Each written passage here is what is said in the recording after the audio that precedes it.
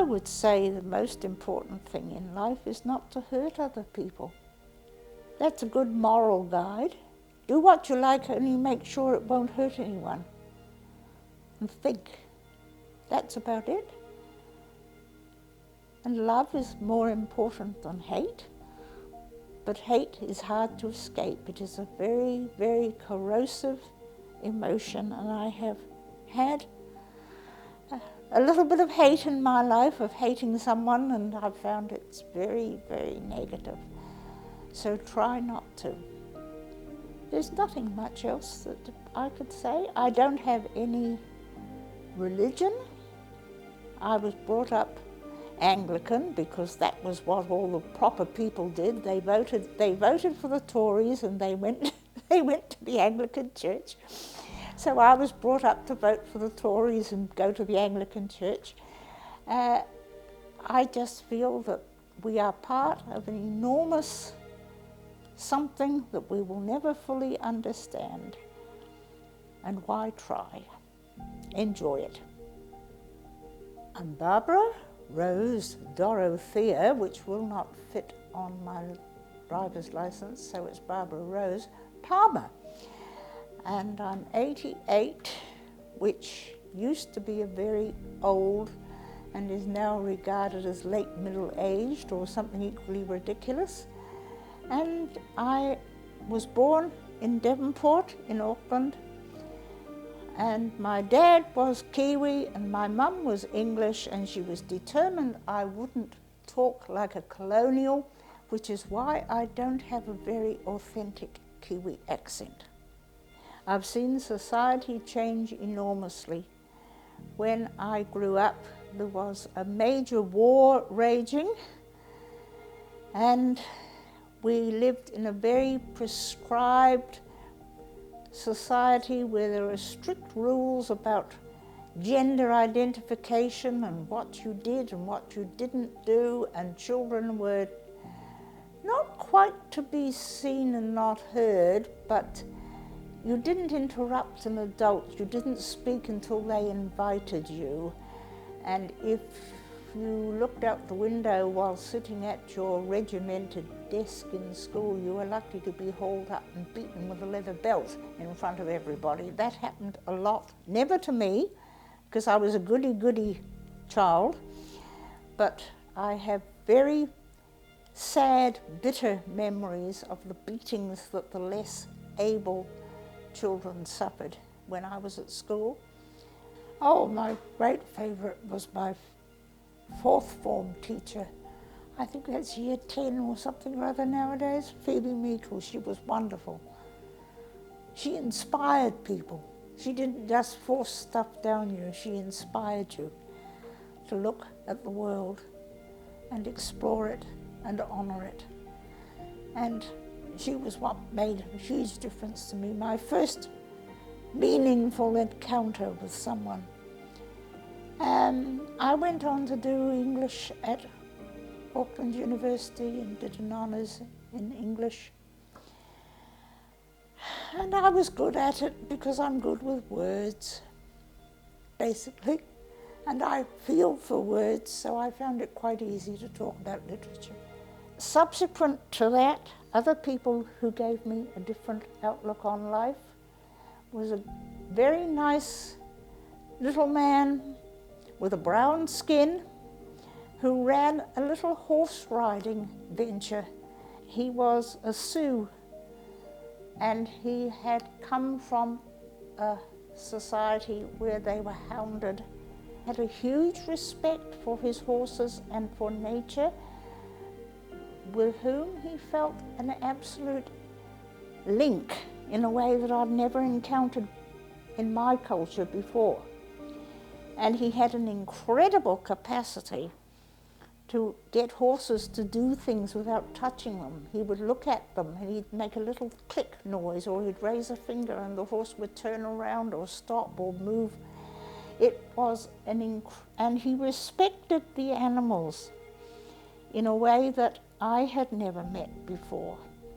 So he made a big impression on me. And so later, much later in life, did a Maori lady that I got to know when I was living in Beach Haven. And this is going back 25 years probably. And we got to know each other and we clicked. We clicked to the extent that we made each other sisters. We decided to be sisters to each other.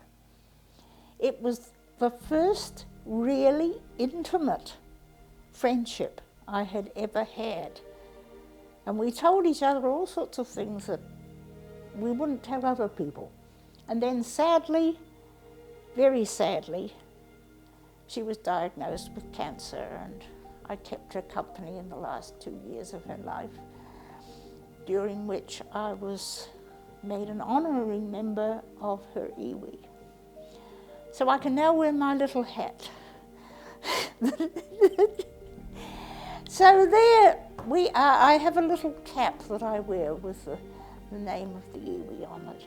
And I was honoured to be introduced into their family. I have 4 daughters who work in professions that are connected to helping other people. I have a librarian,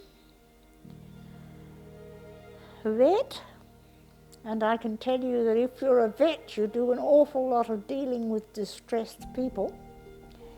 I have a GP, and I have my late in life baby that I live at the back of, who works with disadvantaged children. She teaches deaf children in a preschool. And it's a specialised skill, and you have to be very, very tolerant and very committed. And they are all tolerant and committed people, and I like it that they are able to stand on their own feet. They have got professions that are regarded well, and most of all, that they're doing good things for the rest of society as well as for themselves. I love gardening because it's a connection to the wider world. You're dealing with life. And I still find seeds, little miracles, absolute miracles. I am in awe of what comes out of a seed. I am also very fond of reading, which was the main part of my childhood. I didn't do much more than read when I was a small child. Until I was about my teens, I think. Reading was the one thing I did. And also I started gardening when I was quite young. I can still remember my first crop of lettuces, and I think I was pretty small then, because I can remember standing looking at the bed of lettuces, and they were very close to me where I was. I think I was only about 4 years old, something like that, making mud pies in the garden. I think it's my earliest memory. I've been trying to think about earliest memories with this interview coming up, and that's the first thing I can remember. I had a bucket and spade. Was meant to be used on the beach, and no doubt I did use it on the beach, although I don't remember the beach, but I do remember making mud pies in the back garden.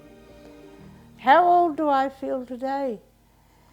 Well, part of me still feels 21 and wants to go out in the garden and dig holes and carry sacks of potting mix, and then I find that a 2-litre bottle of milk is really an effort to carry, so I think, look, you take life as you find it, and you try and do the right thing, and you'll do a lot of things wrong,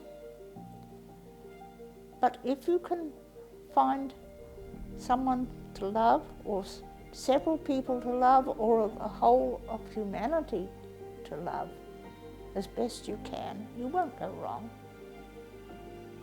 I had 4 children, and it's very simple. Love them. If you love them, They will always know it. If you think they're a nuisance or you've had them because you want to wear them as a sort of ornament, they will know that too. You love them unconditionally, which is not something you can make yourself do. I think it's something that happens if you're lucky and they're lucky. And if you love them, you will have some boundaries, but you will also respect them. And I think that's it. We had a few camping trips. Yes, we had a few camping trips. The best one was the one where I packed everything for everybody but forgot to change of clothes for myself and had to live in a bathing suit. I did pack my bathing suit, but I didn't pack anything else. So, yes, that was interesting. We had a few camping trips, and they were wonderful for me because I'd come from a childhood where we didn't do things. Most people didn't in those days. People didn't have cars. I've got 11 grandchildren, yes. 2 in Australia and 9 here. The number one secret is not to try too hard and try to control it. Just accept what you get and make the best of what you can at the time. And I think that's it. I can't suggest any more than that. Try not to be disappointed and, shall we say, embittered by not managing to control your life, because none of us really can. So there.